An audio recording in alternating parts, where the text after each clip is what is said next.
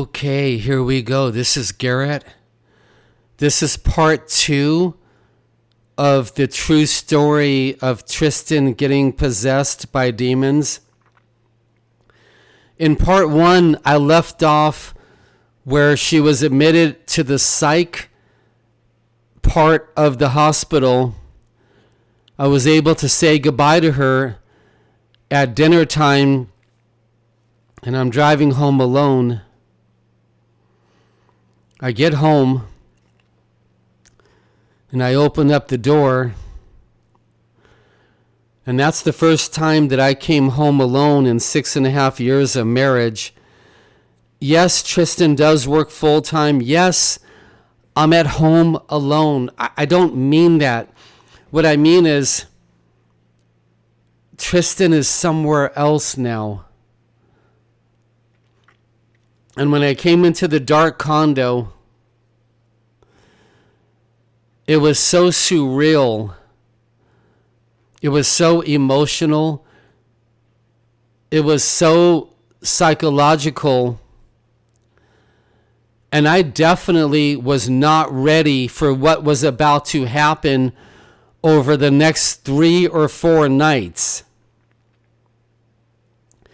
But there was a heavy demonic oppression in the condo. It seemed like there were multiple demons here.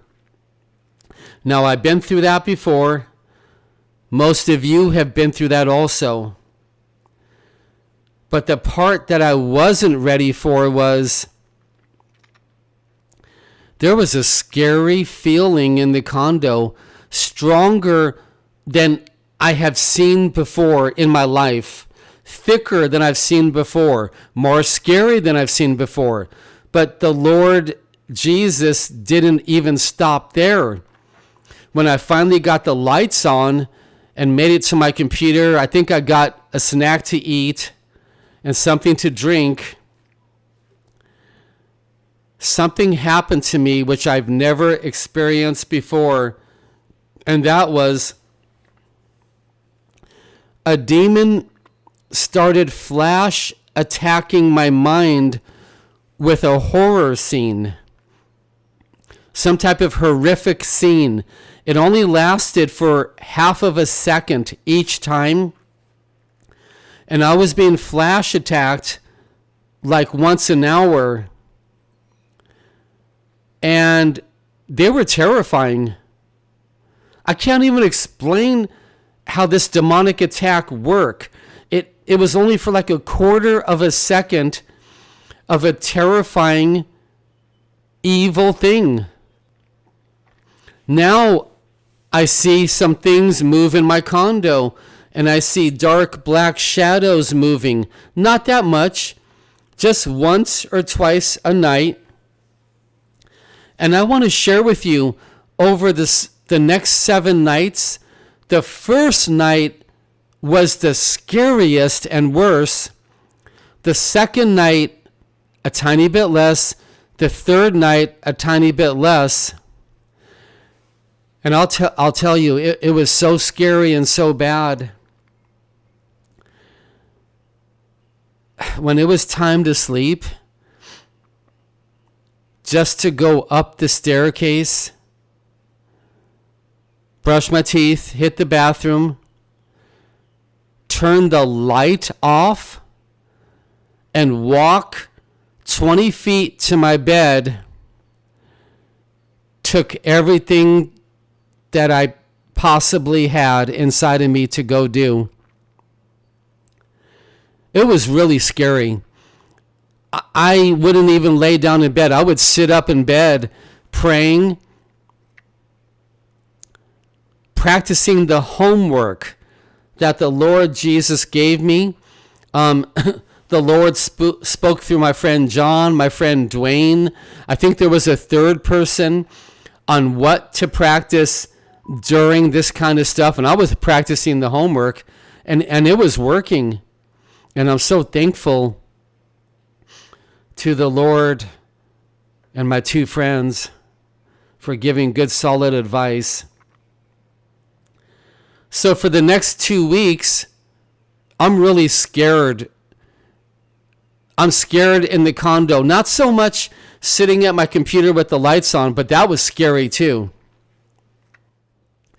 Now you might be thinking, Garrett, why are you scared? The demons can't do anything.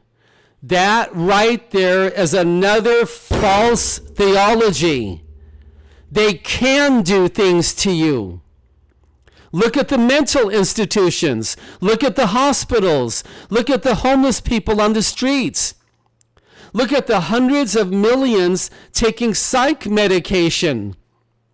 Look at the alcohol abuse, the drug abuse. They can do stuff to you. That's why it can be scary. Give me 1 second.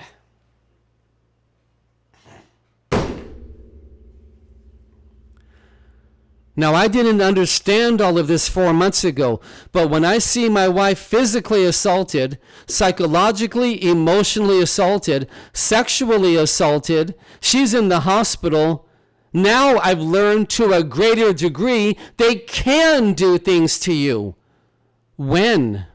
When can they do it? Not when Satan gives the order. That's a false teaching and a false theology. They can do it when Jesus gives the order. And I want you to know, I fear the Lord a lot more right now than I did 4 months ago.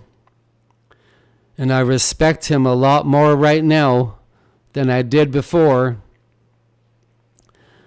And I'm terrified of God a lot more right now than I was before. And you might be thinking, Garrett, we're not supposed to be terrified of God. I'm terrified of God mixed in with love and respect. So I would call it a reverent fear of God. To wrap up video number 2, every day I would visit Tristan in the hospital. I never missed a single day. Sometimes I would go visit her 2 or 3 times a day. Every night it got a tiny bit better as far as demonic oppression in the condo. Now I've gone through 2 or 3 weeks. Tristan's still in the hospital, going through terrible suffering of all different kinds. I'll talk about that in the 3rd or 4th video. It's unbelievable that Tristan and myself are even here right now.